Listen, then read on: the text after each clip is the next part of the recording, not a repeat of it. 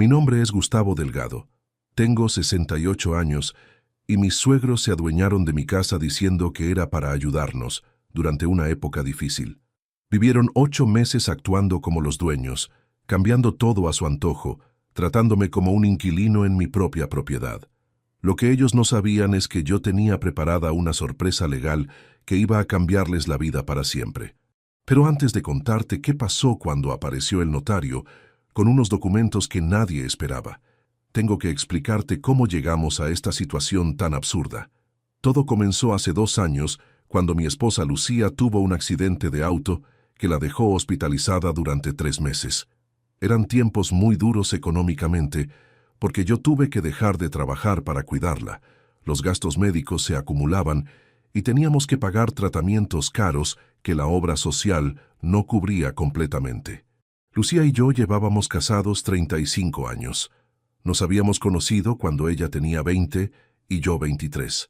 Habíamos construido una vida juntos en la casa que compramos con mucho esfuerzo cuando éramos jóvenes. Una casa linda en un barrio tranquilo, con 3 dormitorios, un jardín grande y una galería donde pasábamos las tardes tomando mate.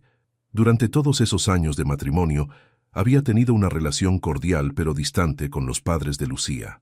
Eran buena gente, pero muy controladores. Siempre tenían opiniones sobre cómo teníamos que manejar nuestras vidas, sobre las decisiones que tomábamos, sobre la manera en que gastábamos nuestro dinero. Lucía había aprendido a manejar esa situación con diplomacia, pero a mí me costaba más tolerar la intromisión constante. Los suegros se llamaban Miguel y Rosa Torres. Él había sido contador toda la vida y tenía esa mentalidad de querer controlar cada peso que se gastaba. Ella había sido ama de casa, pero de esas amas de casa que se metían en todo, que conocían la vida de todos los vecinos y que siempre tenían una opinión sobre cómo había que hacer las cosas. Cuando Lucía tuvo el accidente, Miguel y Rosa aparecieron enseguida en el hospital. Al principio me pareció normal. Era su hija, querían estar cerca, querían ayudar. Pero pronto me di cuenta de que su manera de ayudar incluía tomar control de decisiones que no les correspondían. ¿Ya hablaste con el seguro?, me preguntaba Miguel apenas llegaba al hospital cada mañana. ¿Averiguaste cuánto van a cubrir de la rehabilitación? ¿Tenés todos los papeles en orden? Me bombardeaba con preguntas como si yo fuera un irresponsable que no sabía manejar la situación. Rosa, por su parte, había tomado el control de los horarios de visita. Organizaba quién podía venir a ver a Lucía y cuándo, como si fuera la directora del hospital. También había empezado a traer comida para mí, pero lo hacía de una manera que me hacía sentir como si no fuera capaz de cuidarme solo. Durante las primeras semanas de internación, yo dividía mi tiempo entre el hospital y la casa. Tenía que mantener todo funcionando, pagar las cuentas, hacer las compras, ocuparme de trámites con la obra social y los seguros. Era agotador, pero lo manejaba bien. Había tomado licencia sin goce de sueldo en mi trabajo para poder estar disponible las 24 horas. Un día, mientras estaba en la sala de espera del hospital llenando formularios del seguro, Miguel se sentó a mi lado con cara de preocupación.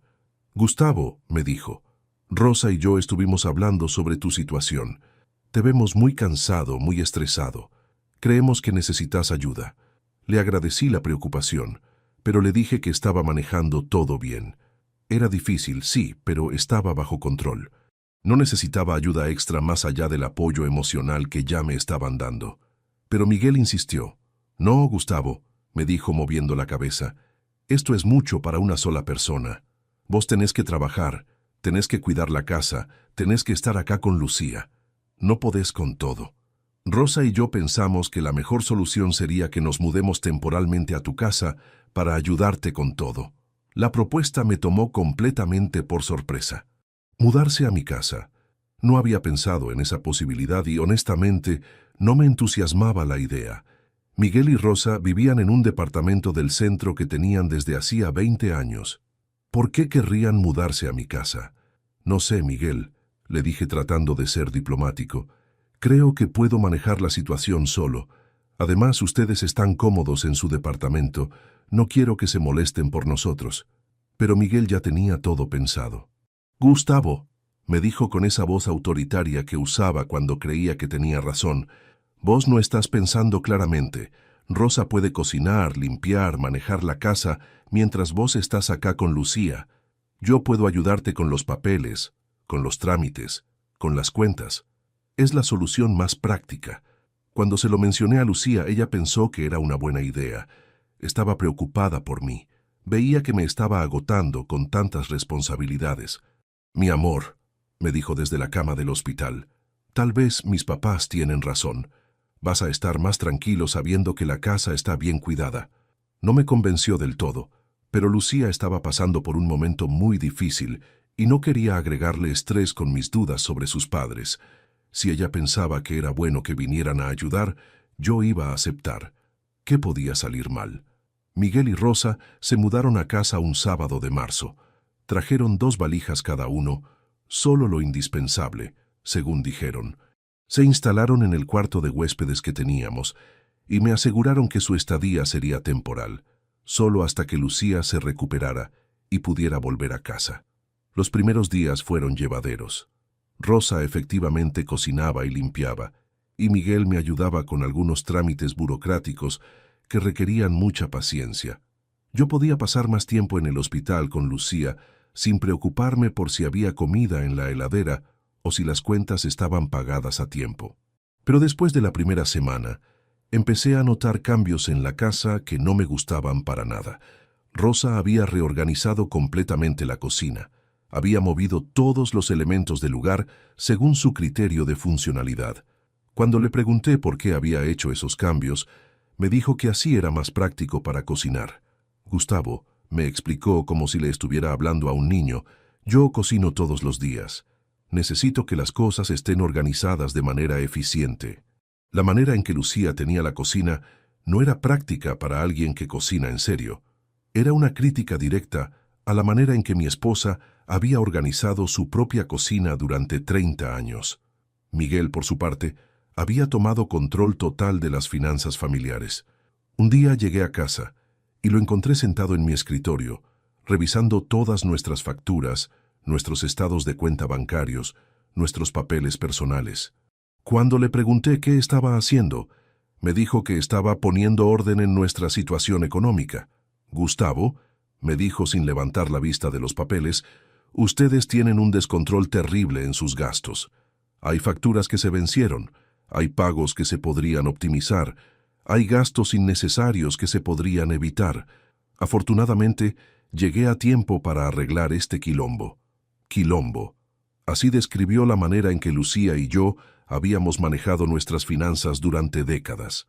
Como si fuéramos 2 adolescentes irresponsables que necesitaban la supervisión de un adulto para no quebrar económicamente. Me molestó profundamente, pero en ese momento decidí no hacer problema, porque estaba agradecido por la ayuda práctica que estaban dando. Las semanas siguientes, los cambios en casa se intensificaron. Rosa había redecorado el living con sus propios adornos. Había cambiado las cortinas por unas que había traído de su departamento.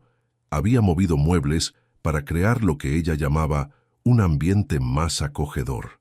La casa se estaba volviendo irreconocible. Una tarde llegué del hospital y encontré que habían cambiado el televisor de lugar. Ahora estaba ubicado según la preferencia de Miguel para ver sus programas favoritos. Cuando le pregunté si podía consultarme antes de mover mis muebles, me dijo que era solo temporal y que después lo íbamos a volver a acomodar como yo quisiera. Pero lo que más me molestaba era la manera en que hablaban de la casa. Ya no decían tu casa o la casa de Gustavo y Lucía. Ahora decían nuestra casa o acá en casa, como si hubieran adquirido derechos de propiedad por el simple hecho de estar viviendo ahí temporalmente. Un día, Rosa invitó a sus amigas a tomar café sin consultarme. Llegué de visitar a Lucía y encontré a 4 señoras desconocidas sentadas en mi living, comiendo masitas y hablando a los gritos. Cuando les pregunté quiénes eran, Rosa me presentó como Gustavo, el yerno, y después siguió charlando como si yo fuera invisible. El yerno. En mi propia casa yo era el yerno, como si Miguel y Rosa fueran los dueños de casa que recibían visitas y yo fuera el familiar que vivía con ellos por caridad. Esa tarde, cuando las amigas se fueron, Traté de hablar con Rosa sobre lo que había pasado. Rosa, le dije lo más calmado que pude, me parece que tendrías que consultarme antes de invitar gente a casa. Es mi hogar y me gusta saber cuándo va a venir visita. Rosa me miró como si le hubiera dicho una barbaridad. «Ay, Gustavo», me respondió con esa sonrisa condescendiente que había perfeccionado durante años. «Son solo unas amigas tomando café. No es nada del otro mundo. Además, yo también vivo acá ahora. Tengo derecho a recibir mis visitas. Tengo derecho a recibir mis visitas». Rosa se había adjudicado derechos sobre mi casa que yo nunca le había otorgado.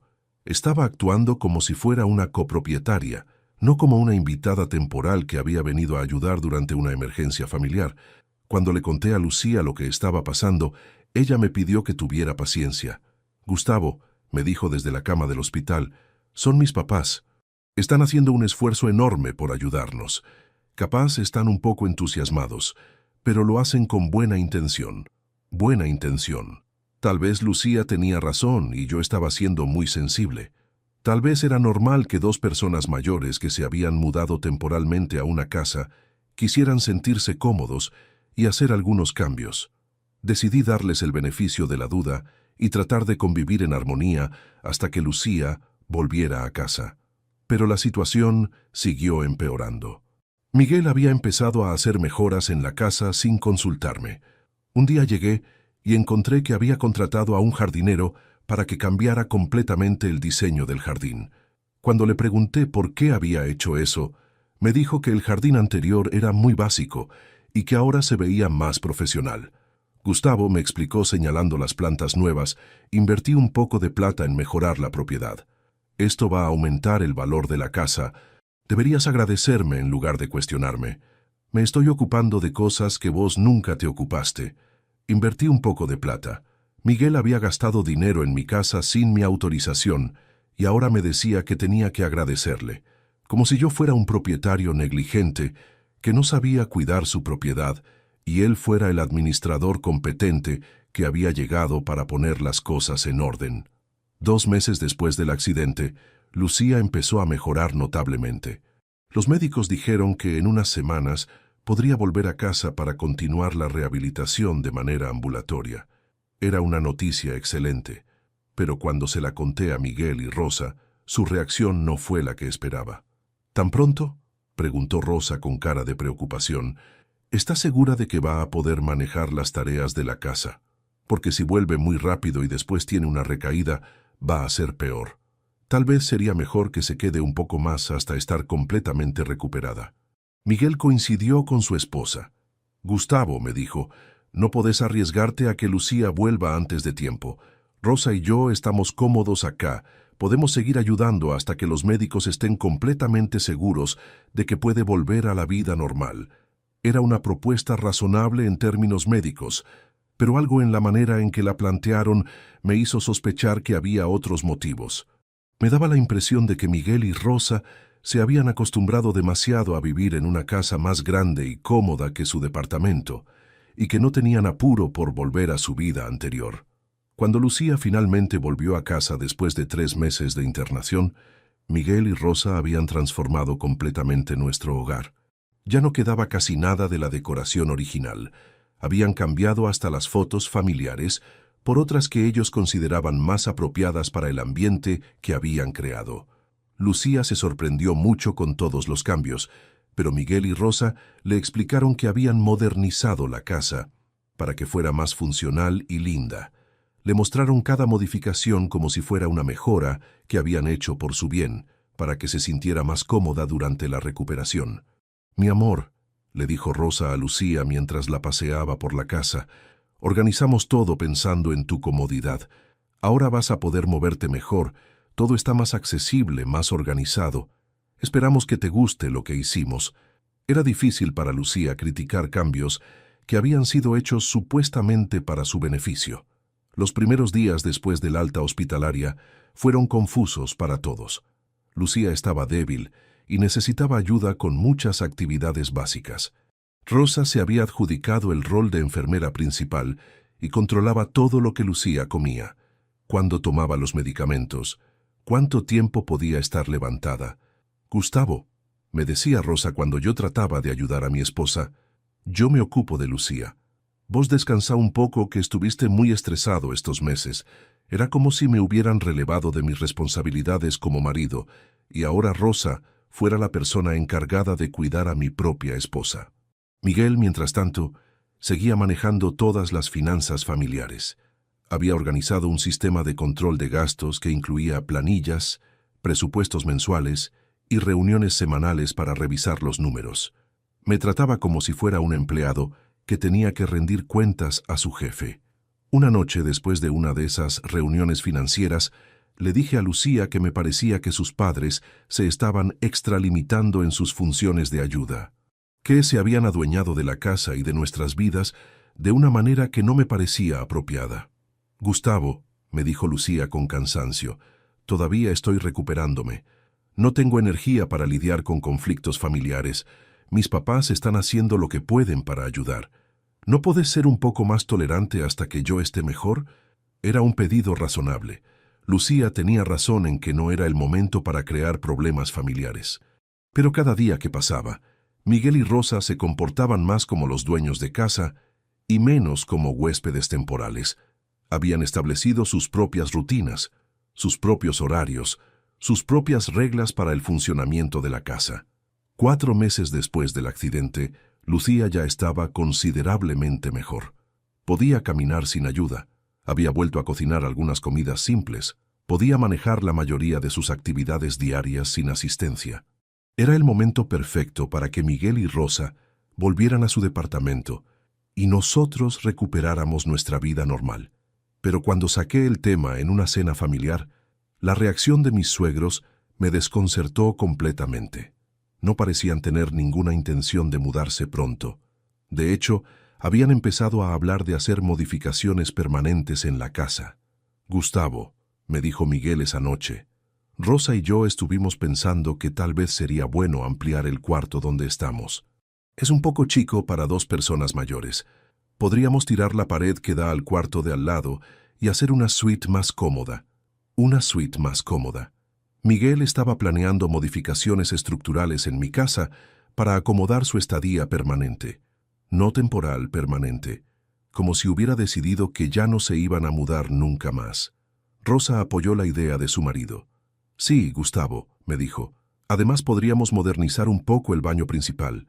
Está muy anticuado. Con unos cambios se podría poner muy lindo y funcional. Y ya que estamos, se podría cambiar la cocina también. Una cocina más moderna sería mucho mejor para todos. Están hablando como si se fueran a quedar acá para siempre, les dije tratando de sonar casual, pero sintiendo una alarma interna que me gritaba que algo estaba muy mal. ¿No extrañan su departamento? ¿No quieren volver a su casa? Miguel y Rosa se miraron entre ellos antes de responder. Gustavo, me dijo Miguel con una seriedad que no le había visto antes, Rosa y yo hemos estado evaluando nuestra situación. Nuestro departamento es chico, está en un edificio viejo, no tiene las comodidades que necesitamos a nuestra edad. Acá, siguió Rosa, tenemos jardín, tenemos más espacio, tenemos mejor calidad de vida. Además, Lucía todavía nos necesita para muchas cosas. No estaría bien que la abandonáramos ahora que está en plena recuperación. Era una mezcla de justificación práctica y chantaje emocional. ¿Pero no era temporal la mudanza? Pregunté sintiendo que el control de la situación se me estaba escapando completamente de las manos. Ustedes dijeron que se venían solo hasta que Lucía se recuperara. Ahora Lucía está mejor. Gustavo, me respondió Miguel con una paciencia condescendiente, las situaciones evolucionan. Nosotros vinimos para ayudar en una emergencia, pero ahora nos damos cuenta de que esta convivencia es buena para todos. Lucía tiene mejor contención. Vos tenés menos responsabilidades. Nosotros tenemos mejor calidad de vida. Mejor calidad de vida. Mis suegros habían decidido que mudarse a mi casa les daba mejor calidad de vida que vivir en su propio departamento. Y ahora lo planteaban como si fuera una decisión grupal en la que todos salíamos ganando.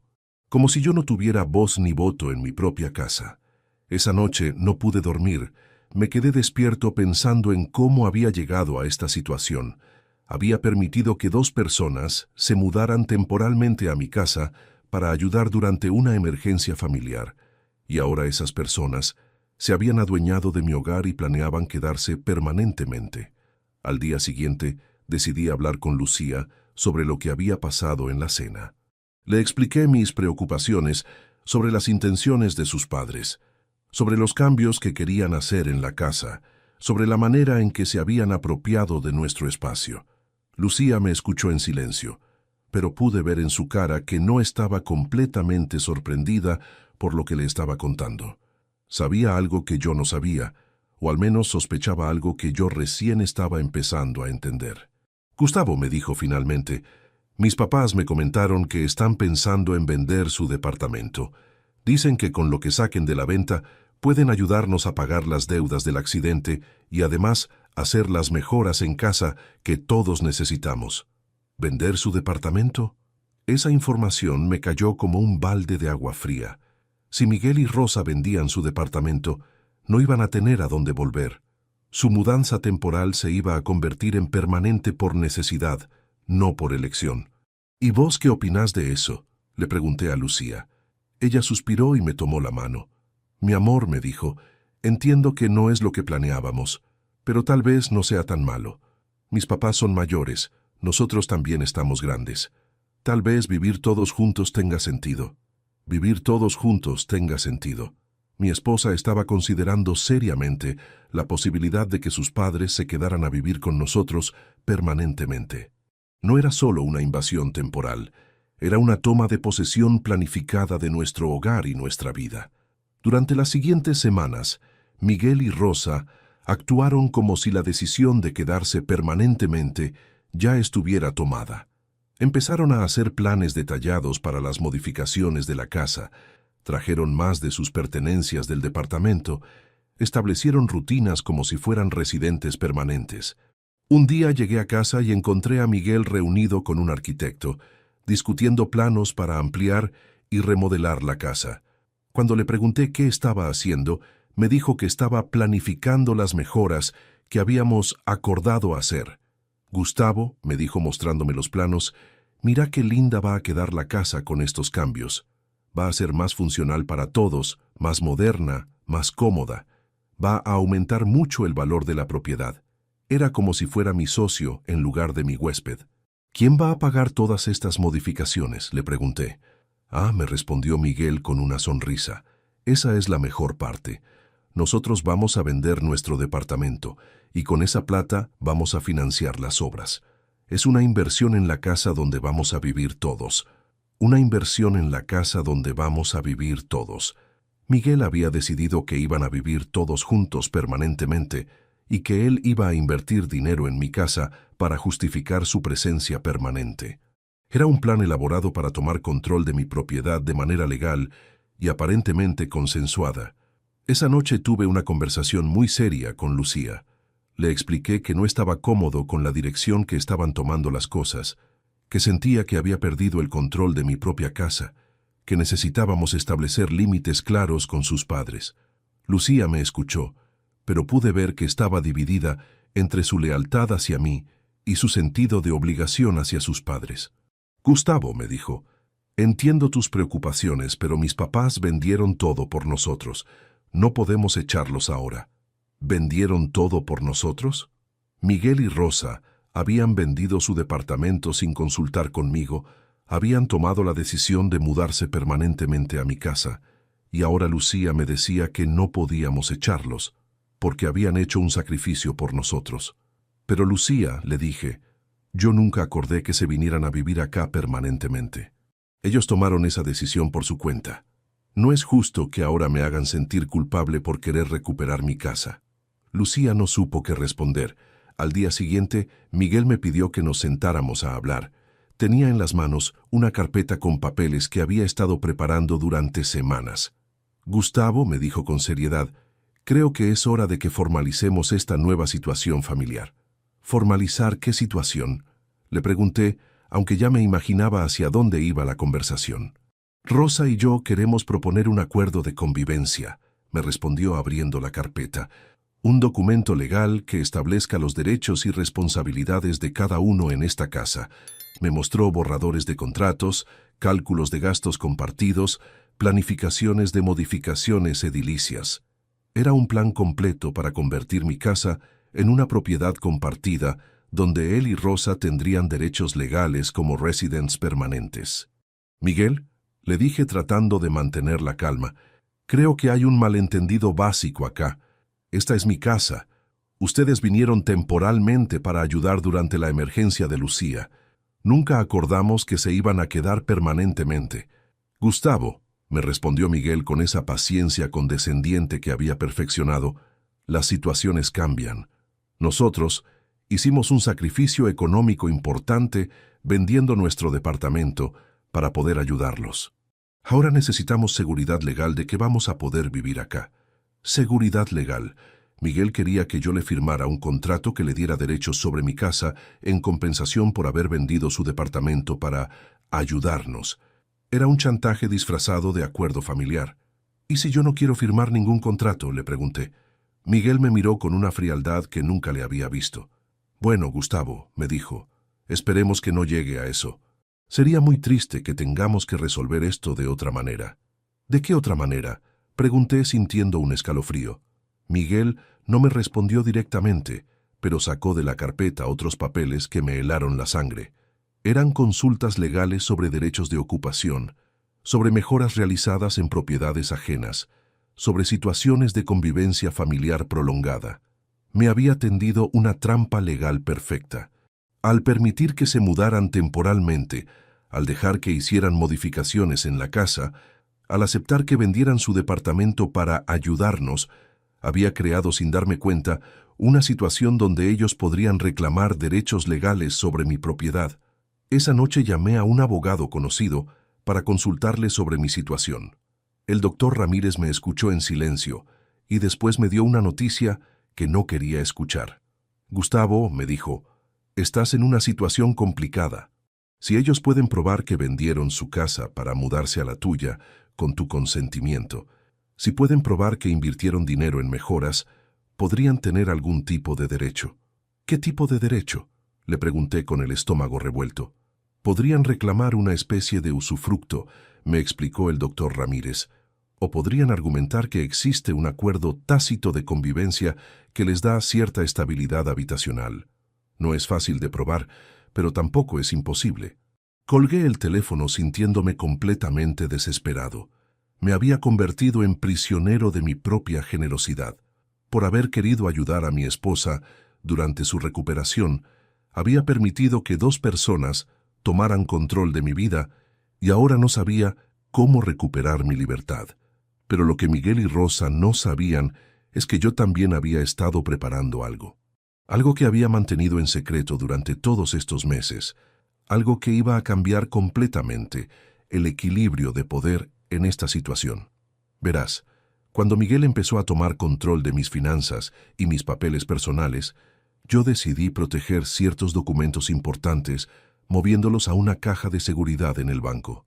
Entre esos documentos había algo que mis suegros nunca se imaginaron que existía. 5 años antes del accidente de Lucía, cuando empezamos a planificar nuestra jubilación, yo había hecho algunos movimientos legales importantes. Había consultado con un escribano sobre la mejor manera de proteger nuestro patrimonio y había firmado ciertos documentos que en ese momento parecían solo precauciones administrativas. Uno de esos documentos era una escritura de fideicomiso que transfería la propiedad de la casa a un trust familiar con condiciones muy específicas. Técnicamente, yo ya no era el dueño directo de la casa. El trust era el propietario y yo era el beneficiario con derecho de uso exclusivo mientras viviera. ¿Por qué había hecho eso? Por varios motivos legales y fiscales que el escribano me había explicado, pero el motivo principal era proteger la casa de cualquier reclamo legal futuro, ya fuera por deudas, por herencias complicadas o por situaciones como la que estaba viviendo ahora. El trust tenía un administrador externo, un escribano que se llamaba Dr. Morales. Según los términos del fideicomiso, cualquier modificación en el uso de la propiedad tenía que ser autorizada por el administrador. Y cualquier intento de terceros de reclamar derechos sobre la propiedad se tenía que resolver a través del trust. Miguel y Rosa habían pasado 8 meses actuando como dueños de una propiedad que legalmente no me pertenecía a mí, que estaba protegida por un fideicomiso que ellos desconocían y sobre la cual no tenían absolutamente ningún derecho legal posible. Durante todos estos meses, mientras ellos planeaban modificaciones, mientras Miguel me mostraba contratos de convivencia, mientras Rosa reorganizaba la casa como si fuera suya, yo había estado en contacto discreto con el doctor Morales. Le había explicado la situación y él había estado preparando la documentación necesaria para resolver el conflicto de manera legal y definitiva. El doctor Morales era un hombre de unos 50 años, serio, pero justo, que había manejado el fideicomiso de manera impecable durante todos estos años. Cuando le conté lo que estaba pasando con mis suegros, me dijo que era exactamente el tipo de situación para la cual habíamos creado el trust. Don Gustavo me había dicho durante una de nuestras reuniones secretas en su oficina, el fideicomiso fue diseñado precisamente para proteger la propiedad de este tipo de apropiaciones. Las personas que están viviendo en la casa no tienen ningún derecho legal sobre ella, sin importar qué mejoras hayan hecho o qué sacrificios económicos hayan realizado. La mañana del viernes 22 de noviembre, después de 8 meses de convivencia forzada, el doctor Morales vino a casa acompañado por un oficial de justicia. Habían venido a notificar oficialmente a Miguel y Rosa sobre la situación legal real de la propiedad y a informarles que tenían un plazo determinado para desocuparla. Cuando sonó el timbre, Rosa fue a atender pensando que era algún delivery o alguna visita social. Pero cuando abrió la puerta y vio a 2 hombres con trajes y portafolios, su cara cambió completamente. «Buenos días», le dijo el doctor Morales. «¿Se encuentra el señor Miguel Torres? Necesitamos hablar con él sobre un asunto legal urgente». Rosa los hizo pasar al living con cara de confusión y preocupación. Llamó a Miguel, que estaba en el fondo regando las plantas que había puesto sin mi autorización. Cuando Miguel apareció y vio a los visitantes, inmediatamente se puso en modo defensivo. «¿En qué los podemos ayudar?», preguntó Miguel con esa autoridad fingida que usaba cuando quería demostrar que él era el hombre de la casa. El doctor Morales abrió su portafolio y sacó una carpeta con documentos oficiales. «Señor Torres», le dijo el escribano, «vengo en representación del fideicomiso familiar Delgado. Tengo que notificarle oficialmente que usted y su esposa están ocupando ilegalmente una propiedad que pertenece a un trust, del cual el señor Gustavo Delgado es beneficiario exclusivo». Miguel se quedó callado unos segundos, procesando lo que acababa de escuchar. «¿Fideicomiso?», preguntó finalmente. «¿De qué fideicomiso está hablando? Esta casa es de Gustavo, y nosotros vivimos acá con su autorización». El oficial de justicia tomó la palabra. «Señor Torres, esta propiedad fue transferida a un fideicomiso hace 5 años. El señor Delgado es el beneficiario con derecho de uso exclusivo, pero no es el propietario legal. Ustedes no tienen autorización del trust para residir en esta propiedad».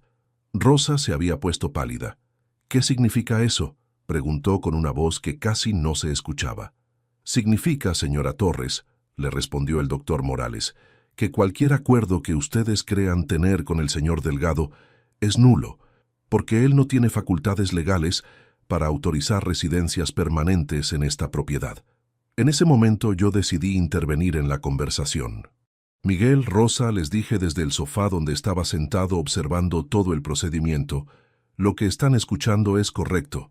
Esta casa no es mía desde hace 5 años. Es de un fideicomiso que administra el doctor Morales». «¿Vos sabías esto?», me gritó Miguel con una cara de furia que nunca le había visto. «¿Vos sabías que no eras el dueño de la casa y nos dejaste hacer todos estos planes?». «Por supuesto que lo sabía, Miguel. Es mi casa, mi fideicomiso, mis documentos legales». Rosa empezó a llorar. «Gustavo», me dijo entre lágrimas, «¿por qué no nos dijiste? Nosotros vendimos nuestro departamento, invertimos en esta casa, hicimos planes para el futuro. ¿Cómo pudiste engañarnos así?». «No los engañé, Rosa», le respondí con una calma que me sorprendió. «Ustedes nunca me preguntaron cuál era la situación legal de la casa. Asumieron que podían tomar decisiones sobre mi propiedad sin consultar nada. Decidieron venderse su departamento sin preguntarme si estaba de acuerdo con que se quedaran permanentemente». El doctor Morales Continuó con la notificación oficial. Señor y señora Torres, tienen 30 días corridos para desocupar completamente esta propiedad. Si no lo hacen voluntariamente, procederemos al desalojo por vía judicial. Cualquier mejora que hayan realizado en la propiedad queda a beneficio del fideicomiso sin derecho a compensación. Esto es una estafa, gritó Miguel perdiendo completamente la compostura. Nosotros pusimos plata en esta casa, hicimos mejoras. No pueden echarnos así como así. El oficial de justicia lo miró con profesionalidad. Señor Torres, las mejoras realizadas en propiedad ajena sin autorización del propietario legal no generan derecho a compensación ni derecho de retención. Es una figura legal básica. Ustedes asumieron riesgos sin verificar la situación jurídica de la propiedad. Lucía, que había estado escuchando todo desde la cocina, apareció en el living con cara de shock total. Gustavo, me dijo, ¿es verdad todo esto? ¿La casa no es tuya? ¿Hay un fideicomiso?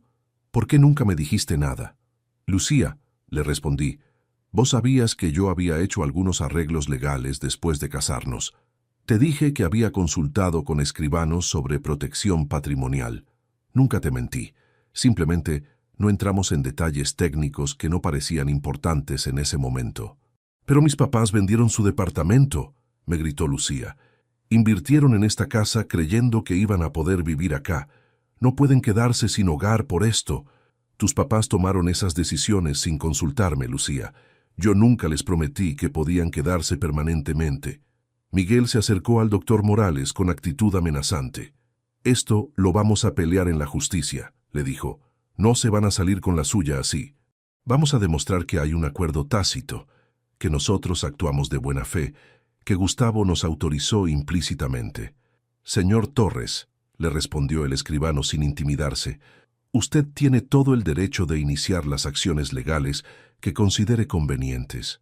Pero mientras tanto, la notificación de desalojo sigue vigente, y le advierto que demandar a un fideicomiso es muy costoso y tiene pocas probabilidades de éxito.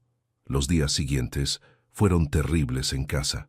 Miguel y Rosa no me dirigían la palabra, pero tampoco mostraban signos de preparar su mudanza.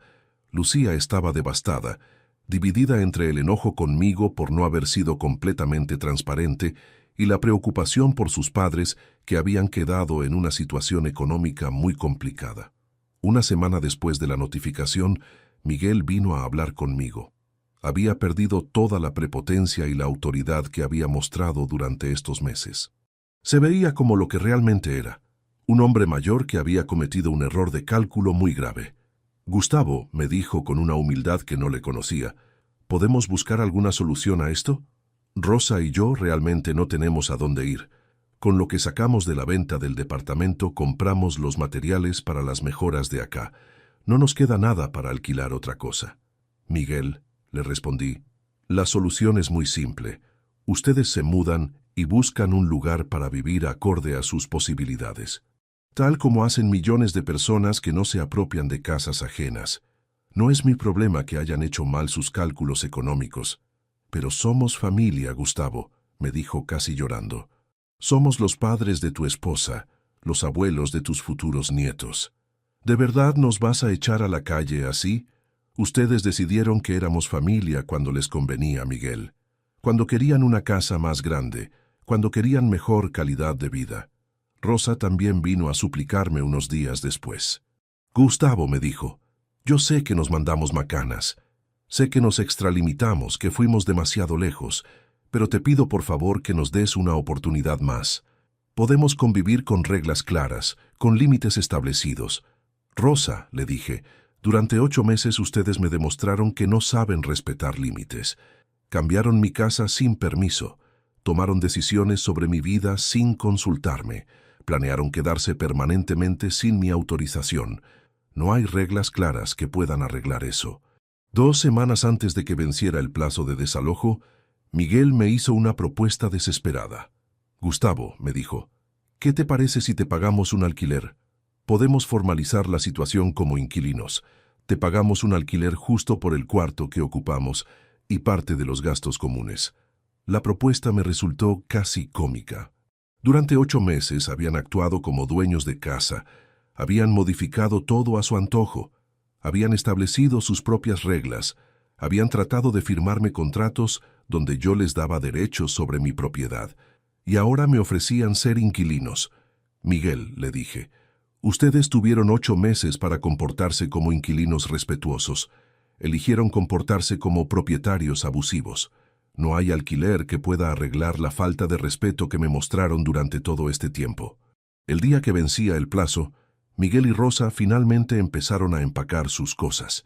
Era un espectáculo triste ver a 2 personas mayores desarmar la vida que habían construido ilegalmente en mi casa, pero al mismo tiempo sentía un alivio enorme de que finalmente se iban. Rosa lloraba mientras guardaba en cajas todos los adornos que había puesto durante estos meses. Miguel desarmaba silenciosamente los cambios que había hecho en el jardín. Era como si finalmente se dieran cuenta de que nada de lo que habían hecho en mi casa les pertenecía realmente. Lucía me ayudó a cargar las cajas en el auto de sus padres. Estaba muy triste, pero también entendía que la situación se había vuelto insostenible. Gustavo me dijo mientras cargábamos la última caja, «Espero que algún día podamos ser familia otra vez». «Lucía», le respondí, «nosotros nunca dejamos de ser familia. Pero tu familia debe funcionar con respeto mutuo, no con aprovechamiento de unos sobre otros. Tus papás se olvidaron de eso, y ahora están pagando las consecuencias». Miguel y Rosa se fueron ese martes por la tarde. No se despidieron de mí, solo de Lucía. Se los veía derrotados, tristes, pero también resentidos. Creo que hasta el final no entendieron completamente que habían cruzado líneas que no se debían cruzar. La casa quedó muy silenciosa después de que se fueron. Lucía y yo caminamos por todos los ambientes, viendo los espacios que habían sido modificados, los cambios que habían hecho sin autorización. Era como recuperar un lugar que había sido ocupado por extraños durante mucho tiempo. Los primeros días fueron extraños para nosotros. Habíamos perdido la costumbre de vivir solos, de tomar nuestras propias decisiones sin consultar a nadie, de usar nuestra casa como queríamos. Pero poco a poco fuimos recuperando la tranquilidad y la intimidad que habíamos perdido. Lucía tardó unas semanas en perdonarme completamente por no haberle contado sobre el fideicomiso desde el principio. «Gustavo», me dijo una noche, «entiendo por qué lo hiciste, pero me duele que no confiaras en mí lo suficiente como para explicarme todo desde el comienzo». «Lucía», le respondí, «no era falta de confianza en vos, era protección para vos. Si vos hubieras sabido que la casa estaba en fideicomiso, habrías estado en la terrible posición de tener que elegir entre mentirles a tus papás o contarles la verdad. Yo preferí cargar solo con esa responsabilidad». 6 meses después del desalojo, recibimos noticias de Miguel y Rosa a través de otros familiares. Habían conseguido alquilar un departamento pequeño en un barrio más alejado. Estaban bien de salud, pero económicamente muy justos. El dinero de la venta de su departamento se había agotado rápidamente. Lucía quería que los invitáramos a almorzar algunos domingos, que tratáramos de reconstruir la relación familiar. Pero yo no estaba preparado para eso todavía. El daño había sido muy profundo. La falta de respeto había sido muy grave. Un año después del desalojo, Rosa me llamó por teléfono. «Gustavo», me dijo con una voz cansada, «quería pedirte perdón por todo lo que pasó. Nos mandamos muchas macanas, fuimos muy egoístas. Ahora que vivimos en un lugar chico y complicado, entendemos lo que significaba tener una casa cómoda». «Rosa», le respondí, «agradezco que me pidas perdón. Pero el problema no era que ustedes quisieran vivir cómodamente. El problema era que querían vivir cómodamente en mi casa, sin mi autorización, tomando decisiones que no les correspondían. ¿Hay alguna posibilidad de que algún día nos perdones?», me preguntó. «Rosa», le dije, «el perdón es un proceso que lleva tiempo. Ustedes destruyeron la confianza que yo tenía en ustedes como familia. Eso no se reconstruye de un día para el otro». Hace 6 meses, en el cumpleaños de Lucía, decidimos invitar a Miguel y Rosa a almorzar. Era la primera vez que venían a casa desde el desalojo. Se comportaron como invitados respetuosos, no tocaron nada sin permiso, no hicieron comentarios sobre cambios que se podrían hacer. Durante el almuerzo, Miguel me dijo algo que me sorprendió. «Gustavo», me dijo, Durante todo este tiempo estuve pensando en lo que pasó. Me di cuenta de que nosotros nos comportamos como si fuéramos los dueños de tu casa.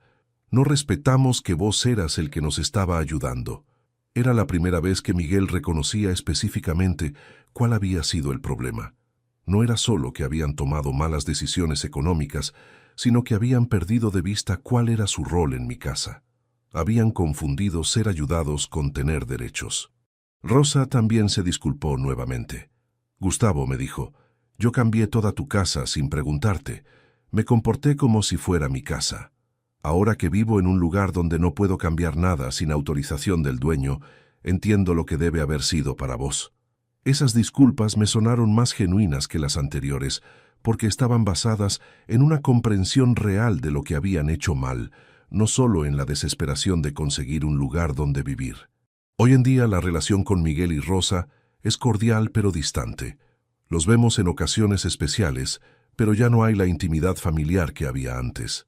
Ellos entienden que perdieron algo importante cuando decidieron apropiarse de mi casa, y yo entiendo que recuperar esa confianza va a llevar mucho tiempo. La casa volvió a ser nuestro hogar. Lucía y yo desarman todos los cambios que Miguel y Rosa habían hecho. Volvimos a poner las cosas como estaban antes. Recuperamos los espacios que habían sido modificados sin nuestro consentimiento. Fue un proceso de recuperación, tanto físico como emocional. El fideicomiso sigue funcionando perfectamente. El doctor Morales me visita una vez al año para revisar la documentación y asegurarse de que todo esté en orden. Ahora Lucía conoce todos los detalles del trust y participar en las decisiones importantes sobre la administración del patrimonio. A vos que me escuchaste hasta acá, a vos que me acompañaste en esta historia de límites traicionados y confianza recuperada, quiero contarte algo muy importante. Cuando alguien te pide ayuda, está bien ayudar, pero cuando alguien convierte tu ayuda en su derecho, es hora de poner límites claros. Miguel y Rosa empezaron pidiendo ayuda temporal durante una emergencia familiar, pero poco a poco convirtieron esa ayuda en una toma de posesión permanente de mi casa y mi vida. No supieron distinguir entre ser ayudados y tener derechos, entre ser invitados y ser dueños. Si alguna vez te encontrás en una situación parecida, recordá mi historia. Recordá que la generosidad tiene límites, que la ayuda familiar no es una carta blanca para que otros tomen control de tu vida, que defender tu patrimonio y tu tranquilidad no te convierte en una mala persona. No tengas miedo de poner límites, aunque sea con familia. No tengas miedo de defender lo que es tuyo, aunque otros te acusen de egoísta. No tengas miedo de tomar medidas legales si es necesario para proteger tu patrimonio y tu dignidad. La diferencia entre ayudar y ser abusado está en los límites. La diferencia entre ser generoso y ser ingenuo está en saber cuándo decir hasta acá. La diferencia entre ser buena persona y ser víctima está en defender tus derechos cuando otros los pisotean. ¿Qué harías vos en mi lugar?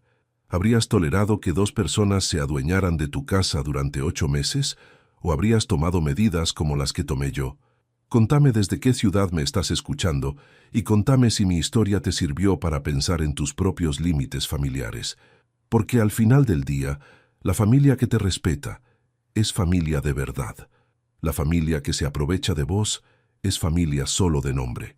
Y aprender esa diferencia a tiempo puede salvarte de muchos dolores de cabeza y muchas traiciones que nunca te imaginaste que podían venir de tu propia sangre.